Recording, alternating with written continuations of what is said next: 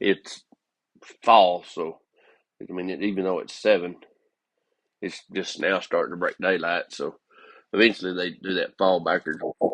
I think it's ridiculous. But so when I first started doing Travelin Partners, it was this time of the year. I think I can't remember.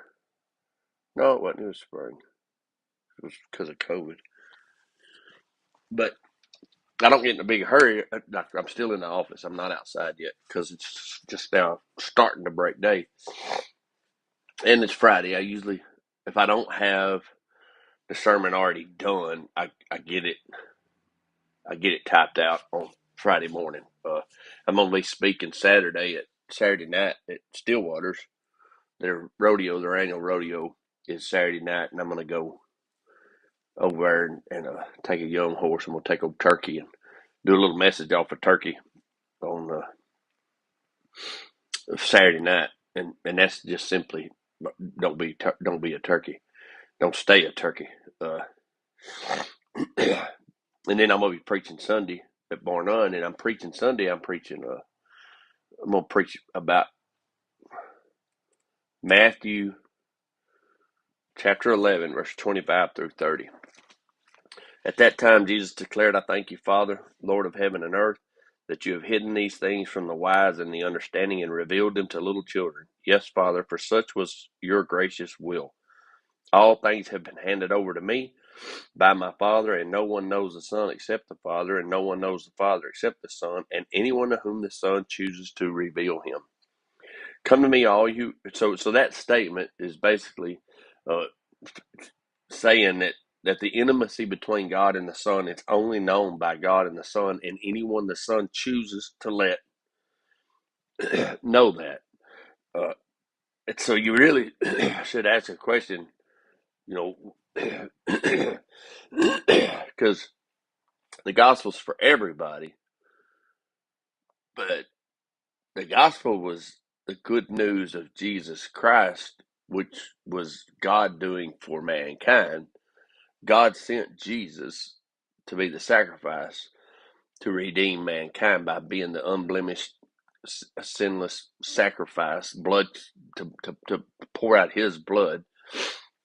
So God did that, but Jesus decides who says Father accept the Son and anyone whom the Son chooses to reveal him. So you you get Jesus because of God, but you get God because of Jesus. You don't need to let that. I mean, I've been chewing on that because I want to know them both. I want to see them. I want them revealed to me. I want to. I don't want to meet them when I die. I don't want to meet Jesus in the air for the first time. I want to know them. Uh, anyway, he says, and that's something to chew on. Anyway, he says, "Whom the Son chooses to reveal." Then he says, "Come to me, all you who labor and are heavy laden, and I'll give you rest. Take my yoke upon you, learn from me, for I am gentle and lowly in heart. You'll find rest for your souls. For my yoke is easy and my burden is light." Probably in the top of promises Jesus made that we claim at the very top, and I mean, and I claim it because we do get tired, we do struggle, we do we on this earth you will be burdened and heavy laden, and that means weighted down. Yesterday, yesterday I went and seen Miss Tammy, who's at Christus, had a heart attack, and went and seen her 2 days ago. She was on the vent needing dialysis. Uh, Yesterday, me and her sat and visited. She's fine. She asked me how come I ain't got her no get better soon cards and just checking on your cards because she's homebound, but she wants to do something. And I said, I'll fix that. I'll get that done. I mean, it's amazing, just like that, through. And Miss Tammy's had such a tough year, but she's better. Uh, we visited, prayed together, loved on her. I left there and I went across the hospital to Mr. Henry Wilson's room because me and Brandon are friends. His son, I've known Mr. Henry, and I hauled cattle for H&W in the 90s. I mean, and I know him. I know him from the cell bar. Know him with a hat on. Know him with. I'm giving myself a reason for messing up yesterday, but he got hit by a gate. A cow turned on him and hit him, knocked him out. He's been in the hospital 40 plus days. It's just been such a long struggle, and he's his eyes are awake, but he's really not coming back very strong, and it's just bless their heart. I mean, it is. You want to talk about the picture of being burdened and heavy laden and wore down? They are tired. Well, I goes to see him, and Brandon told me what room they moved him to. When I walk in, this man sticks his hand out, shakes my hand, asked me how you know where I was. I told him Brandon told me. I pray for him. He says thank you. I leave scratching my head. I text Brandon. I get in my truck. Brandon texts back like you ain't making no sense. And I text back, I'm telling you, I know what I seen. He calls me. I think you've lost your mind, Jay. He said, "Man, are you? You must have been in the wrong room." I said, "Come on, man." I turned around. I went back. Y'all want to know something? I was in the wrong room. I was in the wrong room. No harm. I mean, except for I'm sure Brandon wanted to punch me in the throat. I mean, I get it, and I don't blame him a bit. He was like, "Man, you had me excited." I took a picture. I was in 205 Mr. Williams' room, not 40. I'm sorry, 405 Mr. Williams' room, not 406 Mr. Wilson's room. And they both old men. Both don't look good. They both, they've been that poor Mr. Williams have been there a while. Both of them, really struggling. One door apart.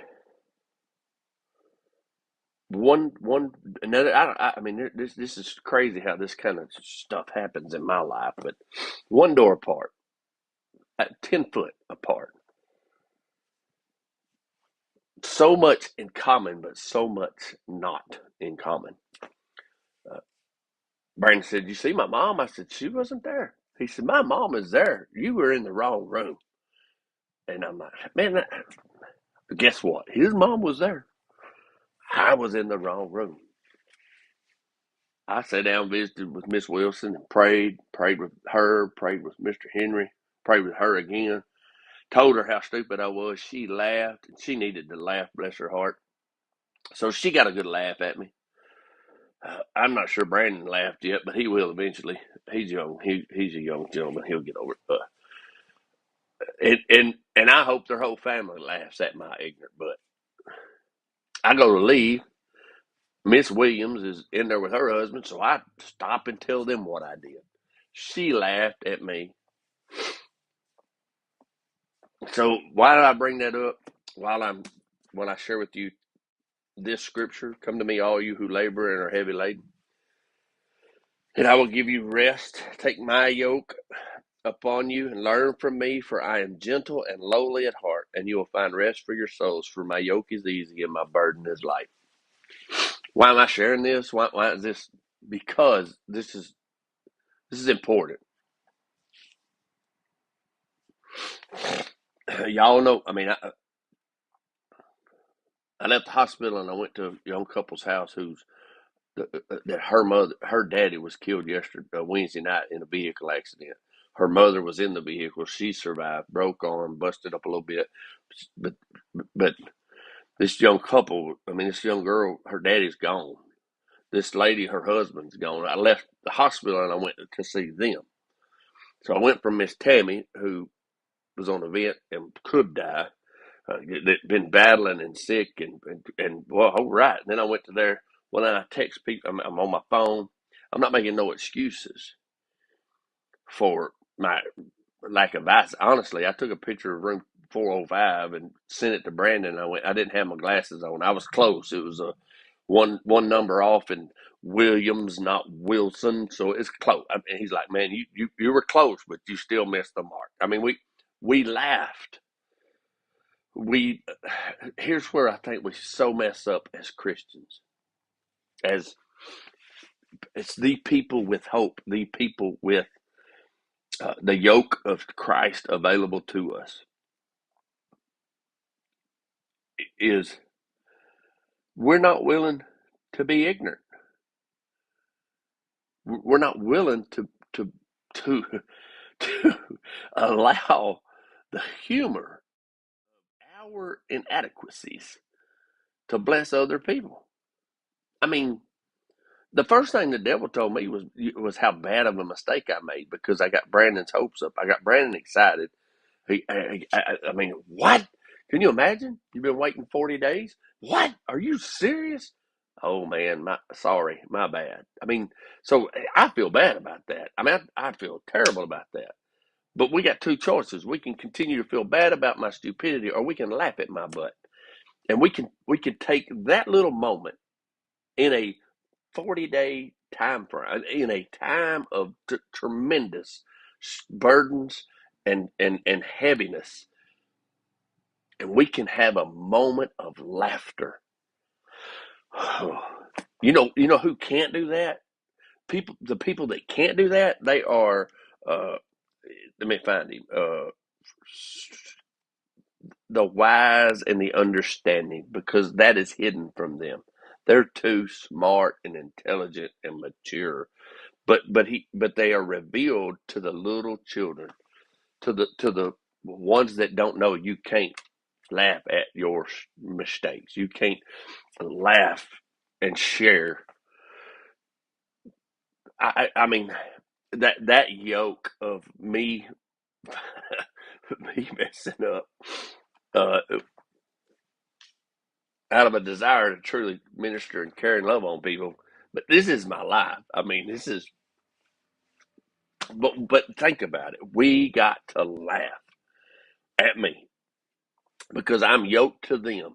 The yoke that yokes us is Jesus Christ. It is His yoke.